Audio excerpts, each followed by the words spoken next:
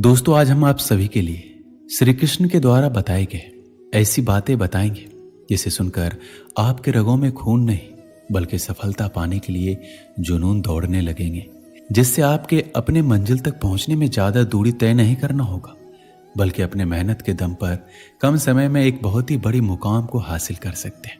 तो आइए जानते हैं श्री कृष्ण के उन बातों को जिससे हमारे अंदर में एक सफलता के प्रति उम्मीद की किरण को हमेशा जगाए रखेगा और हमारे जीवन में एक नई जिंदगी की शुरुआत करेंगे। श्री कृष्ण कहते हैं, अतीत का घाव एक गहरे घाव जैसा ही होता है, ठीक तो हो जाएगा पर निशान जरूर रह जाता है।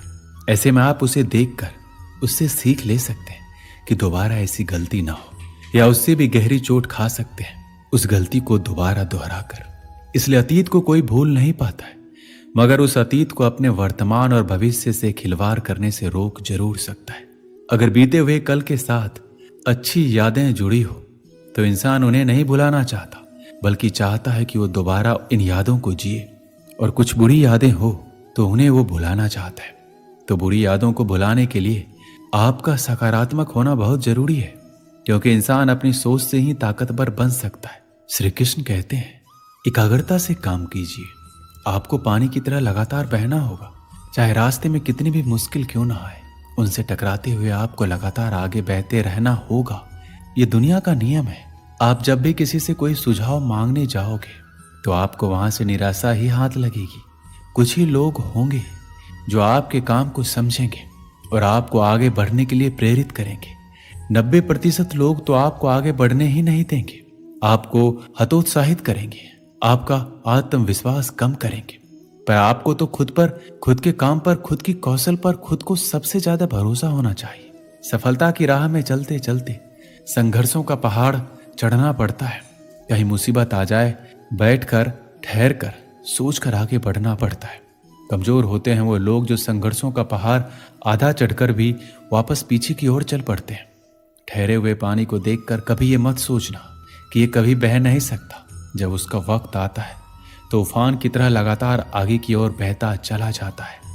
ठीक उसी प्रकार जब कभी हिम्मत टूटने लगे तो थोड़ा ठहर जाना, थोड़ा सा सोचना, फिर अपने दिमाग का इस्तेमाल करके आगे बढ़ना। यहाँ आपकी संकल्प शक्ति आपके काम आएगी। सफलता आपके कदमों में होगी, भले ही देर से मिलेगी पर मिलेगी जरूर। बस खुद पर यकीन रखना। श्री कृष्ण कहते हैं, जब भी आप कुछ अच्छा और नया करने की सोचोगे तो आपके रास्ते में कई सारे मुसीबतें आएंगी। खराब से खराब परिस्थिति आपके सामने आती जाएगी जो आपके आत्मविश्वास के स्तर को गिराएगी।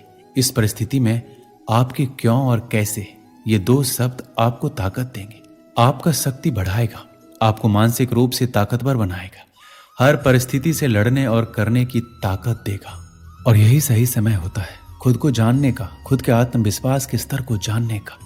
इस विकट परिस्थिति में या तो इंसान पूरी तरह से टूट जाता है, या अपना मार्ग बदल लेता है, या फिर अपनी सफलता का ख्वाब अधूरा छोड़ देता है। और दूसरी ओर जो इंसान डटकर हर परिस्थिति से लड़कर सहकर अपना पूरा काम पूरी ईमानदारी से करता है, वो निखर जाता है और सफलता को पाता है। जब हम नए काम करते हैं तो हमसे छोटी गलतियां होती है, लेकिन कई बार ऐसा भी होता है कि सब कुछ सही होने के बावजूद भी कुछ लोग ऐसे भी होते हैं जो बार बार होने वाली गलतियों की वजह से हार मान लेते हैं। उन्हें यह डर रहता है कि जिस काम में वो बार बार असफल हो रहे हैं वो काम करना उनके बस से बाहर है। लेकिन जो लोग अपनी गलतियों से सीखना जानते हैं वो कभी हार नहीं मानते हैं। अगर हम कुछ नया सोच सकते हैं तो हम उसे कर भी सकते हैं, लेकिन उसके लिए हमें अपने आप पर पूरा भरोसा होना चाहिए। हम अक्सर अपनी नाकामयाबी का मुख्य कारण दूसरों को मानते हैं। अपने जीवन में पीछे मुड़कर देखिए, आपको क्या क्या नहीं मिला, उनके कारणों को जानिए। अगर आप किसी दूसरों को कारण ठहराएंगे तो उसमें उलझ जाएंगे, ठीक से ये नहीं देख पाएंगे कि आपने क्या क्या गलतियां की। अगर पास्ट में आपने किसी और को अपनी जिम्मेदारियां उठाने दी तो उसकी भी कुछ न कुछ वजह रही होगी। और जब ये बात आपके समझ में आ जाए तो उसी वक्त से अपनी जिम्मेदारियों का बोझ खुद से उठाना शुरू कर दें। आप जो कर रहे हैं उसकी जिम्मेदारी अगर आप खुद नहीं लेंगे तो परिणाम कभी भी आपके मन मुताबिक नहीं होगा और आप हमेशा असंतुष्ट रहेंगे। आप जो जिंदगी जी रहे हैं, जैसा जी रहे हैं, वो आपके द्वारा बनाई गई है। इसे बुरा या बेहतर बनाना 100% आपके हाथ में है। यदि आपको दूसरों की अपेक्षा देर से सफलता मिलती है तो उदास मत होना, मेहनत जारी रखना। जिस दिन आपको सफलता मिलेगी उस दिन इतना ज्यादा और इतने लंबे समय के लिए मिलेगी कि आपकी आगे आने वाली पीढ़ी के लिए भी कम नहीं पड़ेगा और दुनिया आपकी मेहनत को याद रखेगी। अक्सर जो चीज जल्दी मिल जाती है वो उतनी ही जल्दी चली भी जाती है, इसलिए थोड़ा धैर्य रखें और मेहनत करते रहें। एक समय की बात है, एक गांव में एक जवान लड़का रहता था और वो अपने आलसपन और काम चोरी के लिए मशहूर था।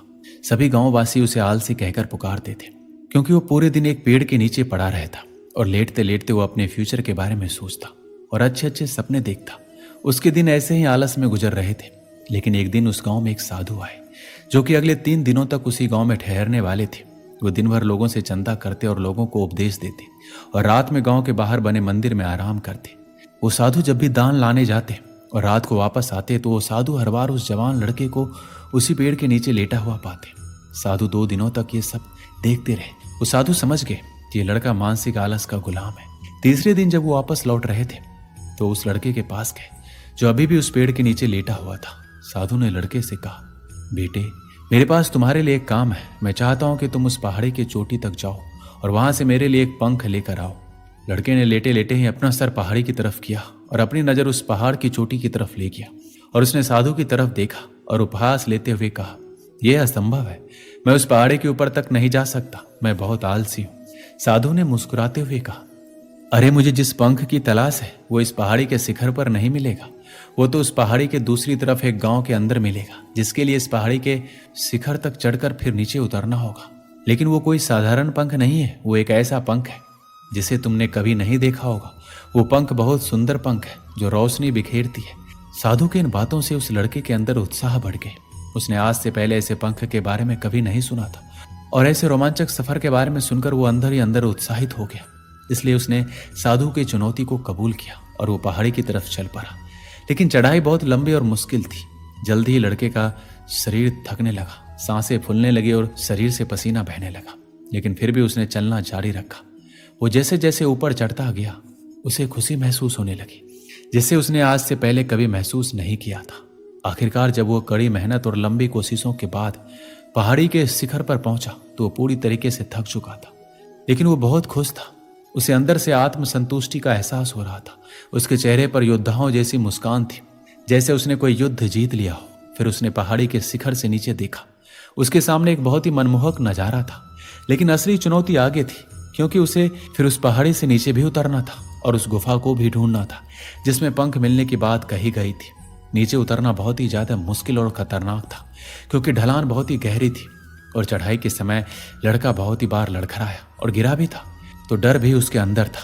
लेकिन साधु को वो पंख लाके देने के वादे की वजह से वो लगातार आगे बढ़ता रहा। काफी खोज और कड़ी मेहनत के बाद जब वो अंत में गुफा तक पहुंचा तो उसने देखा कि पंख वहीं पड़ा हुआ था, जो कि ऊपर एक बड़ी सुराग से आने वाली रोशनी की वजह से चमक रहा था।